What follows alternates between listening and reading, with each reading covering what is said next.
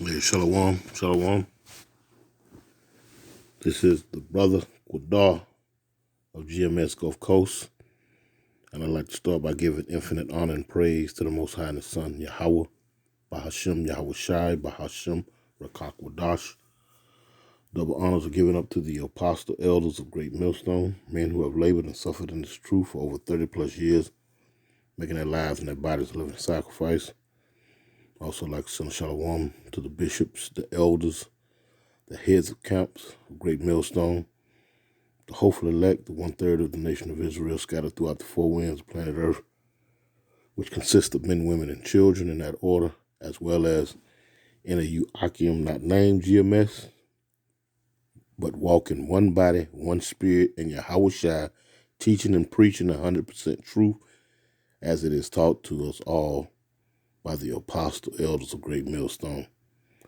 To you all, I bid you a shalom. Adawan Ratazah, Lord's will, this be edifying.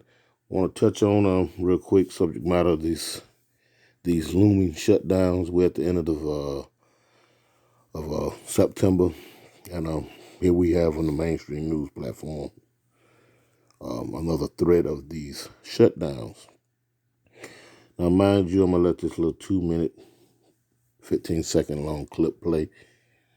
As you can see, it's a news broadcast platform. Let me see what it is. Elbow. Damn. Headlines. Well, you see it there. Anyway, you can Google it yourself. This particular news outlet, and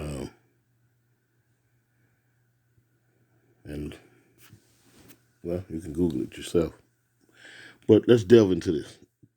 There's a few things that I want to speak on concerning these shutdowns. Is this an ongoing problem, or is this an ongoing solution? Problem to reach a solution that they already have cooked up or baked up for the American public by and large. Gotta ask ourselves those questions. Anyway, let's let it play.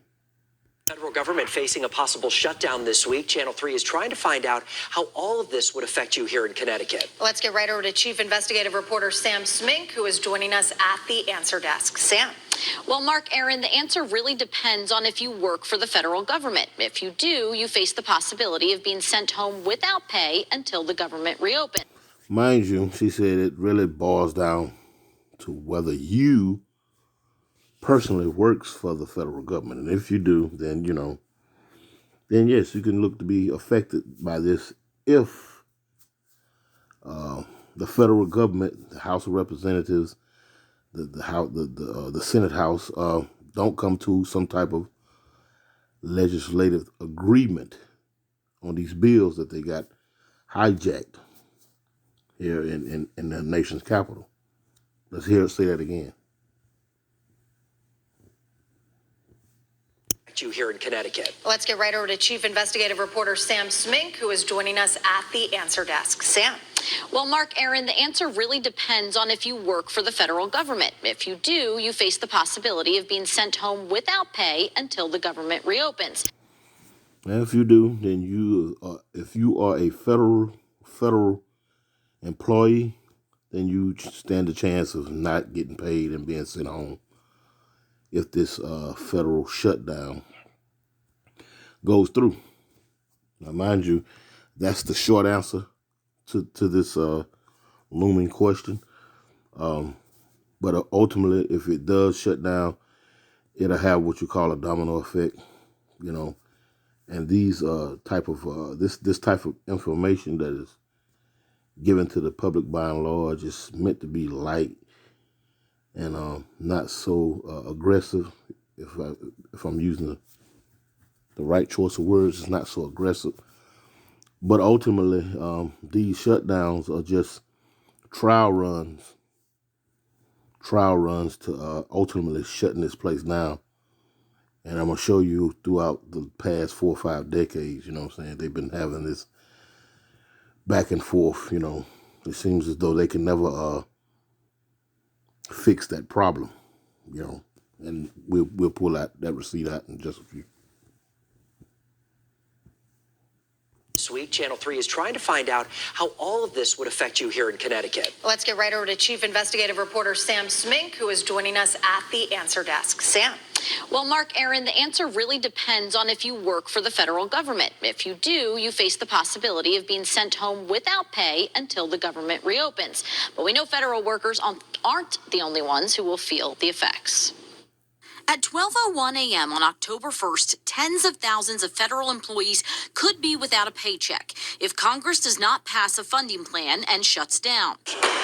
That leads to a cascading effect across everything else that they have to pay for and fund. So that's like I said, that's just the less aggressive tone. If I think they were speaking in the state of Connecticut. That's just the less aggressive tone if you're a federal employee per se. But now, as this news pundit or expert or whatever he may be gets into it, he's going to tell you that that's going to have a cascading effect. Because why? Because the government funds your state and local government. The money is appropriated by your federal government, which is based in the District of Columbia in Washington, D.C., and they set forth a budget plan that they send to each governor, heads of state that appropriate your state's funding for school, lunch programs, health care, what they call it, what are firefighters? What they call those firefighters are non-profit organizations, things of that sort there. So it's going to affect everything down to your bottom line, to your city public works, your funding for your police departments, you name it, man. You know what I'm talking about? And I'm going to show you by way of receipts, by way of a track record that this country has. This always comes out every other, if not every other administration. Every administration has to deal with this, for lack of better words, kicking a can down the road. But you have to ask yourself, why haven't this particular issue been solved? And shuts down. that leads to a cascading effect across everything else that they have to pay for and fund. So putting food on the table to paying their rent or their mortgage. During a shutdown, essential workers in law enforcement or public safety, like air traffic controllers, are still expected to show up, but work without pay until the government starts up again. Those workers would then receive back. Mind you, they are expected to show up. Now, it's going to come a time when these men, these women, these in these positions are not going to show up. Like I said, this is what you call the kicking the can down the road effect. And they have been doing this all my lifetime, So, this is something that would be seemingly been fixed over the past 30, 40, 50 years. But yet here we are today in the present day, still talking about government shutdowns. Because it's not about what they're putting it out to be. It's about an agenda that they're pushing. Ultimately, everyone is going to be forced to the remedy. The remedy, the end all be all, the ordeal that's going to fix everything. That's the doing away with paper currency and dealing with the digital currency, and ultimately you being the currency. And you know where I'm going with it. The M-O to the T-O-B. Yes. Revelations 13th chapter. Public safety, like air traffic controllers, are still expected to show up, but work without pay until the government starts up again. Those workers would then receive back pay once things open back up. On the travel side, some airports may experience disruptions and delays, and passport offices in certain areas could close. The U.S. Postal Service, Social Security payments, Medicare, and Medicaid would continue uninterrupted. The same goes for veteran benefits and veteran health care, according to the Veterans Administration. But the VA told us in a statement, we would not be able to conduct outreach to veterans. Our public-facing regional offices would be closed, and many regular operations like career counseling, transition assistance, and cemetery grounds maintenance would not be available. As for the economy, As far as the impact to their everyday life, to the ordinary citizen, no, there's not a significant impact to your day to day. It's only if this shutdown or looming shutdown continues for an extended period of time, then you'll begin to see the ripple effects. political experts say it is impossible to predict how long a shutdown will last. Currently, all eyes are on the Republican-led House, who need to approve 12 bills before passing the debate off to the Senate. Reporting in the studio, I'm Sam Smink, Channel 3 Eyewitness News. 12 bills. Call your cable company and cancel your subscription. This new groundbreaking discovery. 12 bills. How convenient. 12 bills.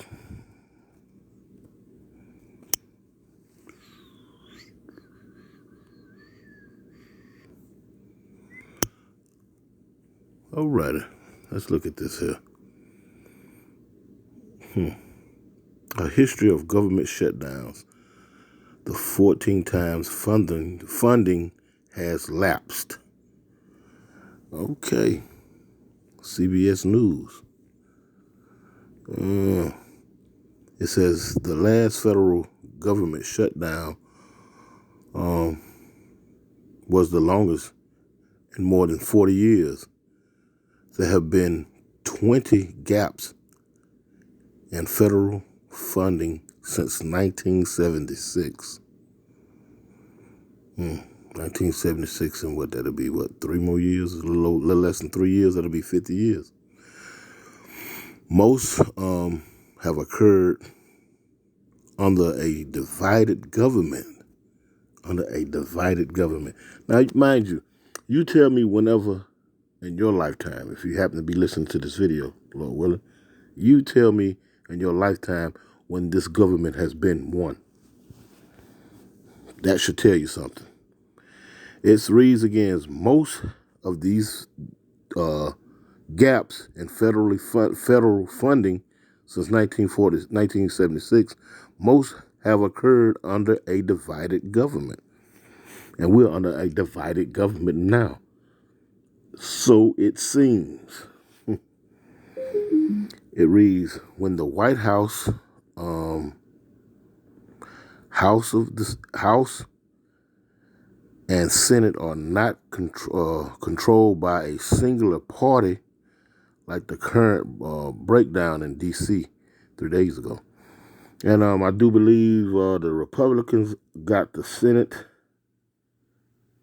And I want to say they got the House of Representatives as well. I think Nancy Pelosi has stepped down, and I think a Republican stepped in as the Speaker of the House, which, for just for your information, the Speaker of the House is the third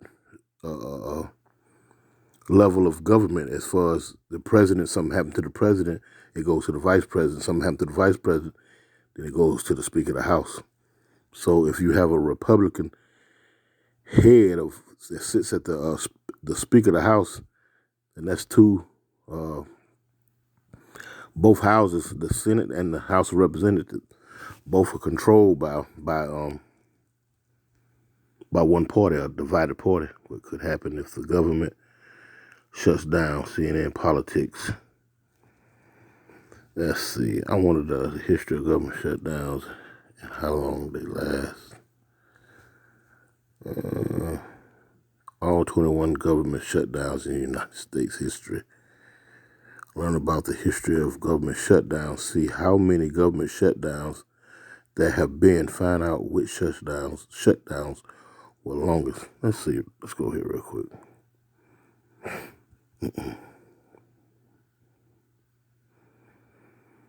All 21 government shutdowns in the U.S. history, duration, and year of government shutdowns. And we just read a few. We're not going to just,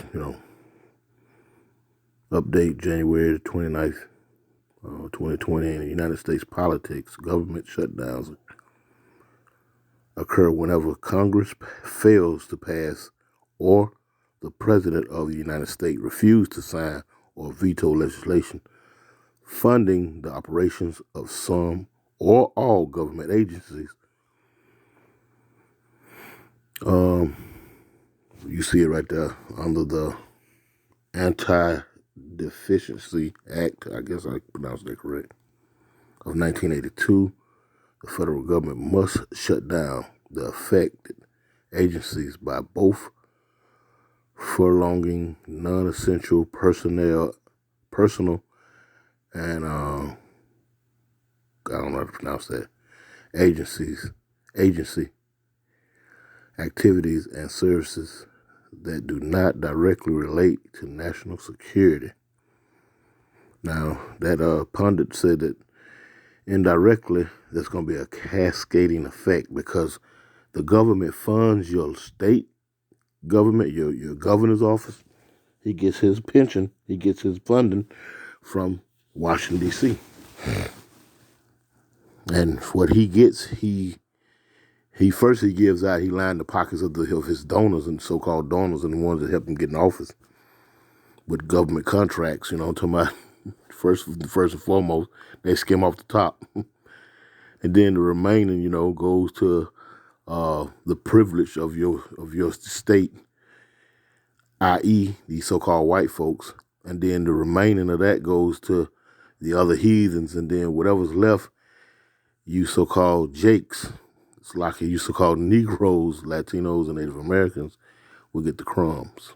So a government shutdown will essentially, for those who really depend on the government, stake it all in the government, it will ruin your life. Hence, that's why you have to be rooted in faith and believe in the Heavenly Father and His only begotten Son, Yahweh Bashem Yahushua. Well, we just read that. It says, key takeaways. Government shutdowns happen when legislation is allocate money needed for operations of government agencies fail to be enacted by law. Most government agencies must furlough their non-essential personnel and stop or limit their activities during a government shutdown. While few last very long, all government shutdowns result in increased cost of government and inconvenience for many citizens. So this does affect you. It just don't affect federal government employees. While most government shutdowns are relatively short duration, they all result in a disruption to government services and increased costs to government and thus taxpayers due to lost labor, according to the Financial Rating Agency Standard and Poor's. The 16-day shutdown of October 1st through the 17th, 2013, had taken $24 billion out of the economy and shaved at least 0.6% off annualized fourth quarter 2013 GDP growth. That goes into that what the government has profit for the most part.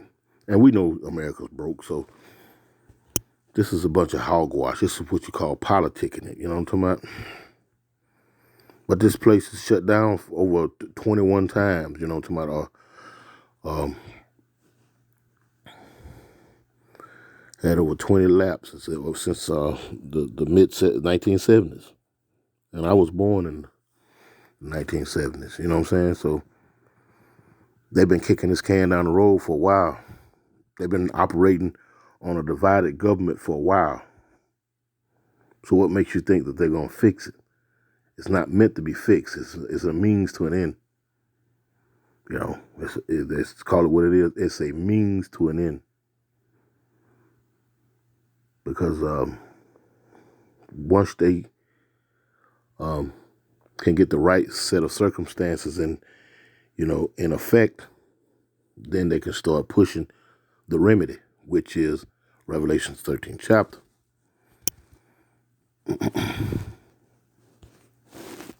So that's all that's pushing to. If I can get this thing to pull up.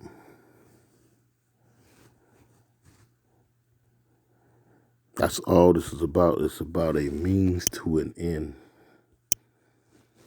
Let's see. This is Revelations, the 13th chapter. And I'm going to get straight to the point. This is verse 16. And he calls it all. Because we said it would affect the U.S. citizens. It's like it would affect the U.S. citizens. You understand? From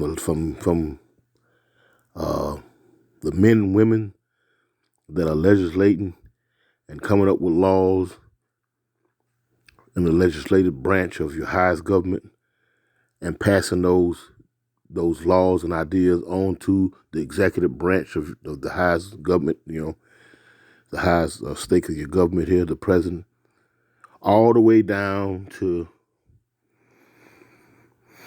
dare I say, the homeless. Because to be honest with you, we all live in a check or two from being, out there in the streets.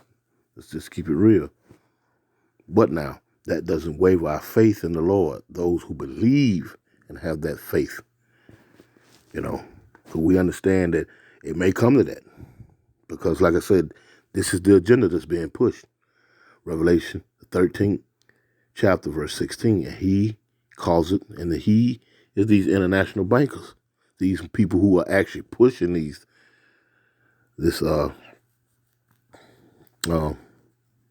man-made chaos, for lack of a better word. And he calls it all, both small and great, rich and poor, free and bond, to receive a mark in their right hand or in their forehead. Now, I don't have to go into that mark and whatnot.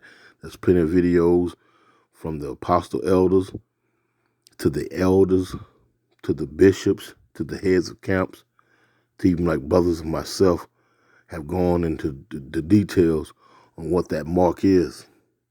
We went down, going into the blue letter and breaking it down.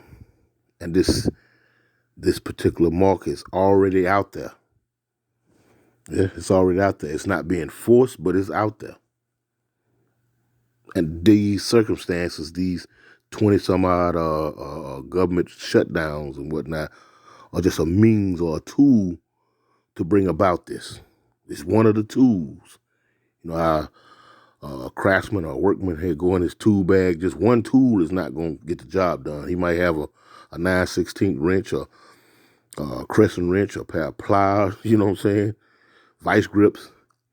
It's one of the tools that's going to be able to accomplish the job. And these shutdowns are one of the tools or vehicles to accomplishing Revelations, the 13th chapter, beginning verse 16. And we read in verse 17, and it reads, and that no man might buy or sell. This is going to be part of the remedy, or the remedy. When you've had your fill of these reoccurring shutdowns, going without goods and services, hikes on gas and everyday services, food and water. This is going to be the remedy that they're going to pose. We can fix things. Just do this and everything's going to be okay. And the majority of you so-called blacks and Latinos and Native Americans, you're gearing up for 2024 elections, state and local, federal, because you believe wholeheartedly in this bull. But anyway, let's keep reading. And that no man might buy or sell, save he that have the mark, or the name of the beast, or the number of his name. Here is wisdom. Let him that had understanding count the number of the beast. And this is their system. For it is the number of a man, and his number is 666. 3 score, your score is 20, so 3 times 2 is what, 6? So it's 666. Anyway, our Lord and Savior Yahushua has said this in Matthew 24, because these are perilous times. These are perilous times. And you got to have faith. Matter of fact, let me grab that real quick. Let me go real quick. Let me see. Where is it? Here we go. The triumphs of faith. Now, this is Hebrews 11. Starting at the top. This is what you're going to need. Matter of fact, let's grab this before we grab that. Right here, I think it is. Ephesians 2:8, and it reads, For by grace are ye saved through faith. For by grace are ye saved through faith. Now, let's see what grace is. Because, see, this you can't go along with this agenda. You can't be ungodly. You can't. You're gonna have to have faith.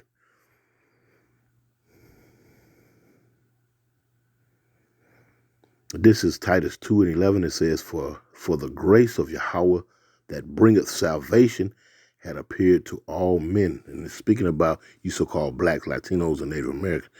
All ye men, not all men. It says, teaching us that denying ungodliness and worldly lust, teaching us that denying ungodliness and worldly lust, teaching us that we should not bend nor fold to the agenda that's being pushed down the pipe. Yes, because this is going to be made as a remedy. Revelation, the 13th chapter, verses 16 through 18 is going to be presented to you as a remedy. You know how you have legal remedies. You have so-called medical remedies. You understand? This is going to be a social remedy, but it's ungodly. It's ungodly. Teaching us that denying ungodliness and worldly lust, we should live soberly, righteously, and godly in this present world. We should live, what it says, we should live soberly, righteously, and godly in this present world. And let's look these words up real quick. Let's look them up real quick. We should live soberly. Well, let's get out the way.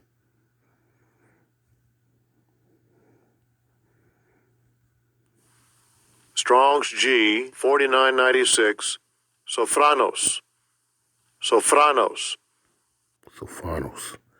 With sound mind, soberly, temperately, discreetly. Understand that what you hear and what you're being taught, what you're receiving, the Lord is allowing you to receive via the prophets of old, beginning with the apostle, elders, the bishops, the heads of camps, brothers such as myself, Lord willing. With sound mind, soberly, temperately, and discreetly. Discreetly discern what you've learned, what you're being taught. Because it starts with the individual that teaches first and foremost that he be soberly, he be with a sound mind, soberly, temperately, and discreetly. And applying this.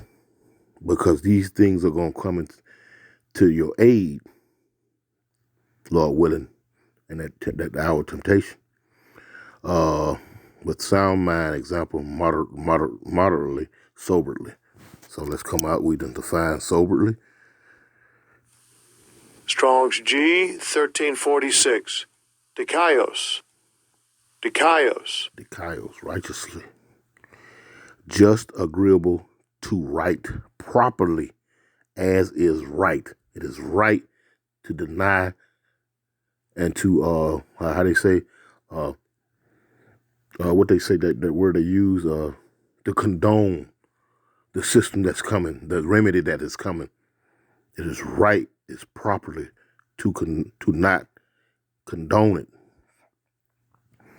It says uprightly agreeable to the law of, I can't pronounce it, but you see, agreeable to the law, statutes, commandments. And that's a commandment not to do that. Okay, now let's go out of there. Let's see. Godly. Strong's G 2153. Eusebos.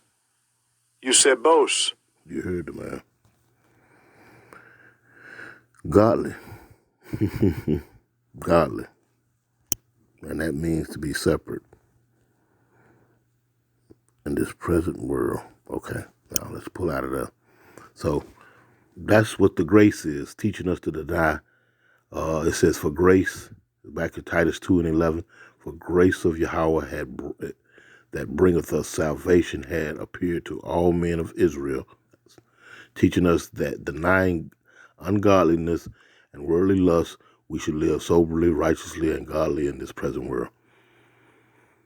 So as we learn of the laws, statutes, commandments that have been bestowed on the apostle elders to teach on down the trough to brothers such as myself, to ultimately, so that the elect hear this, you are to apply that to your life during this grace period. And furthermore, learning of this, put off all disdainment of the world. As you learn better, you do better. You understand? Now let's go back to Ephesians, Ephesians 2, because this is a gift again. And it reads, for by grace are ye saved through faith. And that not of yourselves, it is a gift of Yahweh. So let's go back to that gift, which is faith. And it reads right here, now faith is the substance of things hoped for, the evidence of things not seen. We of the hopeful elect believe wholeheartedly with the faith, with the gift that the Lord has given us. Lord willing, that spirit stay within each brother and any of you sisters that's watching. That the Lord is going to save us from all this, you know. It's going to keep us safe, you know. Let's jump down to verse 6, and it reads, but without faith it is impossible to please him. Who is the him? The Heavenly Father Yahweh, by way of his only begotten Son, Yahweh Shai. For he that cometh to Yahweh must believe that he is. You must believe that he's capable of doing all these things. Not just saying it because it sounds good, because that's the Christian way of doing things, but not living it. You know what I'm talking about? You have to actually believe this, and your actions speak loud in your words. And that he is the reward of them that diligently seek him. And how do you seek him? By way of these scriptures, by way of these videos, by way of these sit-downs, by way of these the camps. Listening to the apostle elders, the bishops, the heads of camps, and Lord willing, brothers such as myself, and any of the Akim that are out here, not named GMS, but are teaching first and foremost order, righteousness, and the 100% doctrine to the best of their ability. So, moving forward. Now, let's go to Matthew, the 24th chapter, because the Lord said this here. Let's see what it was. I haven't said all that. It says right here in Matthew, the 24th chapter, 13th verse, it says, but he that shall endure unto the end, the same shall be saved. The he is him that has the gift of faith, who's putting off the ungodly, the worldly lust, being in a sober mind, you know what I'm saying, living godly, and in this present world, because this present world is filthy. And he or she is really applying this, you understand, or applying this. And you have to pray unwaveringly to the Lord, you know, day in and day out, you know what I'm saying, that he keep that spirit, and he You can stay in the presence of the Lord, to be able to endure unto the end. Now, I want to go to Revelations real quick, 3 and 10, because there was another one I want to say. It says, because thou hast kept the word of my patience, I will also keep thee from the hour of temptation. So when these things come about, if you truly believe and you have that gift of faith throughout this grace period, and you make no terror to turn to the Lord and actually do his commandments to the best of your ability in this present filthy, wicked world, and Lord willing, you are that number, that hopefully elect. This is what it says in Revelation 3 and 10, because thou hast kept the word of my patience, I will also keep thee from the hour of temptation, which shall come upon all the world to try them that dwell upon the earth. And this, like I say, these government shutdowns is a tool in the toolbox to bring about the MOTB. I mean, like I said, we just looked at the track record going back to the mid-70s. Then it had over 21 different shutdowns. And they haven't figured out a remedy for this yet. It's because they're waiting for the opportune time, the perfect time, where they can enact draconian measures. Draconian measures. Matter of fact, let's go there real quick. I don't think I had it. Hold on. Let's see. Real quick, let's see. Let's define that word.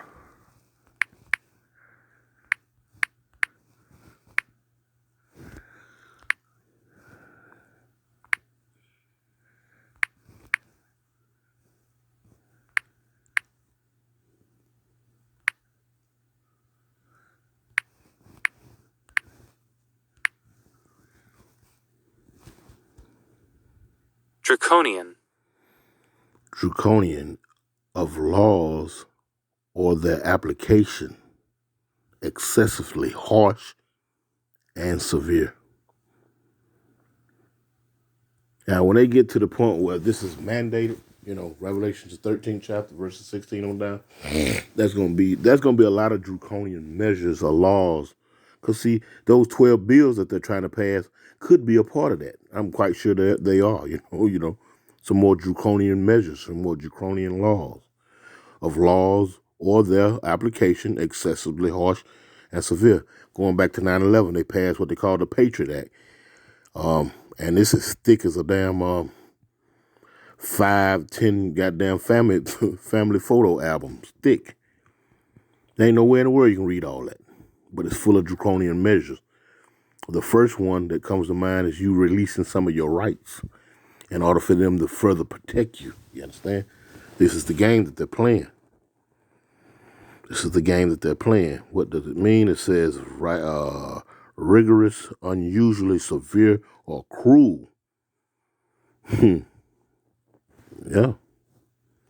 I want to get another one. Let's see. Real quick.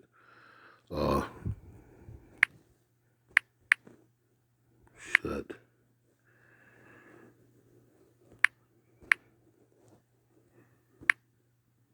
Let's see. Shut.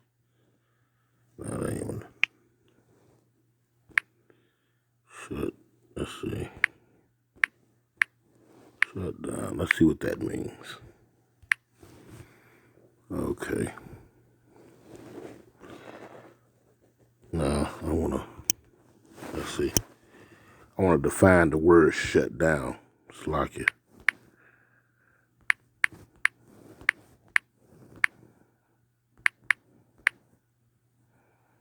Yeah, to do it like that. Shut down. A closure of a factory or system. It's not this federally funded system by way of budgets, passing out budget money to different states, state and local, is a system. A closure of a factory or system, typically a temporary closure due to a malfunction or for maintenance.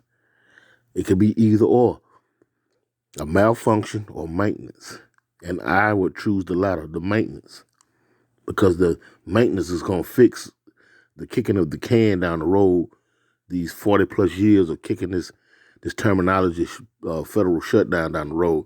The maintenance man is going to come in and he's going to fix it by way of Revelations 13th chapter. I'm just saying, this is what this is leading to. That would be the maintenance.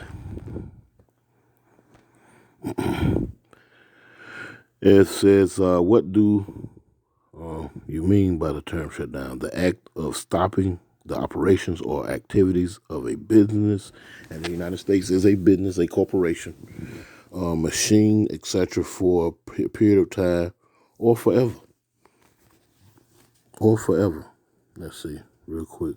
I'm going to get this on. I got a few scriptures I'm going to pull. I'm going to tap out. It says the same thing. So let's go back to the scriptures real quick. And this is ultimately, let's get into a more pleasable spirit. It's concerning what you should be in expectation of, or rather what you should do. Because now more than ever, you need to be kind of cleave on to the Lord and hanging on for dear life. Because we're in those times. Israel's encouraged. Let's see what I need. I want to go to 10. It says, fear thou not, for I am with thee. Be not dismayed, for I am thy power. Like Yahweh said in Matthew's 24th chapter, 13th verse, for he that endureth to the end, the same shall be saved. In Revelation 3:10, he that endureth to the end, he would keep you from that hour, that hour of temptation. This is on a high note here. Isaiah 41:10, fear thou not, for I am with thee. Be not dismayed, for I am thy power, Yahweh. I will strengthen thee, yea, I will help thee, yea, I will uphold thee with the right hand of my righteousness. He's going to send his son, his only begotten son. It's going to come in these perilous times. It's going to be our Superman, Going to be our Superman, for lack of better words, They got their Clark Kents and whatnot, always saving them and whatnot. Going to come and save us. That's what we look for. This is Psalms 56:3. What time am I afraid? I will trust in thee. You gotta trust him.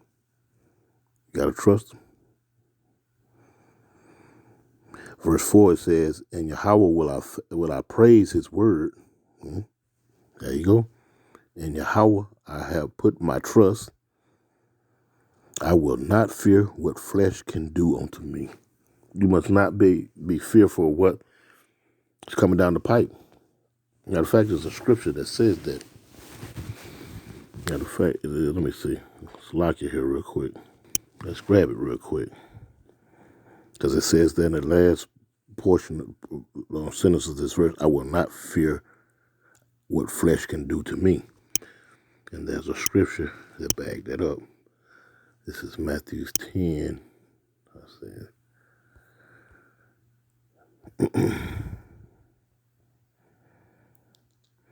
And it reads, 28, and fear not them. Don't fear these men. Don't fear them. Because ultimately the Lord has set them up to do what they do. And if you do the will of the Lord, Lord willing, he got your back anyway. That's how you got to be. Your spirit has got to be. Your spirit has got to accept whatever's going to happen. The Lord got you. So you can't break rank. You can't let the fear overcome you. You understand? You have to believe in these scriptures. You understand? Matthew 10:28, and fear not them which kill the body, but are not able to kill the soul, but rather fear him, the Most High Yahweh Bashem Yahushua, fear him which is able to destroy both soul and body in hell. So, you're not to be despaired about the things that are coming down the pipe. I mean, we're in these fleshly bodies, but hey, pray for strength. Pray for strength. Trust in him. That's what these scriptures are about. Trust in him. I'm going to go to Psalms real quick. Let's see. Back in the book of Psalms. Let's see, I think what it was real quick. This is Psalms 34:4, and it reads, I sought the Lord Yahweh, and he heard me and delivered me from all my fears. Because it's a scripture that also says in Proverbs, let's see, the 18th chapter, real quick, I think it's the 10th verse, and it reads, the name of the Lord Yahweh is a strong tower. The righteous run into it and is safe. Call on those names. You have to believe. You have to believe. Back in Psalms 34:4, I sought the Lord Yahweh, and he heard me. Call on the name. You diligently sought after him because you believe that he is, and he's the deliverer of them that diligently seek him. Hebrews 11:6. I sought the Lord Yahweh, and he heard me and delivered me from all my fears. See? It's going on a high note now. Going on a high note. Let's see, I think it's another one. Let's see. I'm just hitting points in, and I'm going to close out because it's been...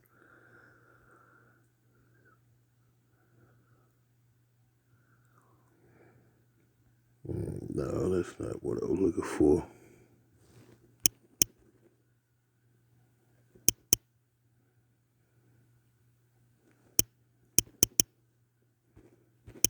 I think it's 27.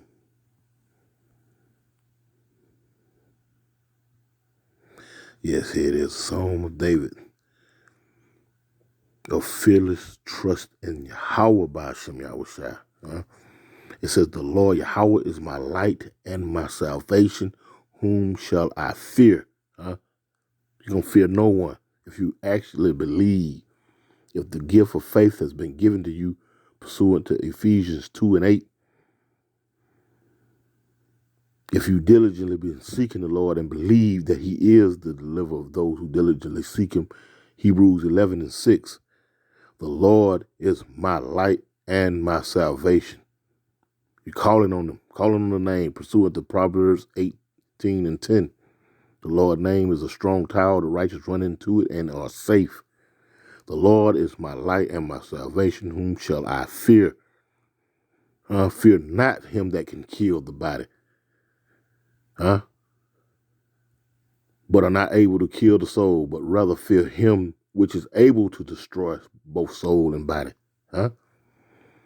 Whom shall I fear? The Lord Yahweh is the strength of my life. Of whom shall I be afraid? I mean, these are faith boosters. These are faith boosters, to say the least. I'm going to close out with this one. I've been going for a minute here now, so I'm going to close out with this. Oh, let's see.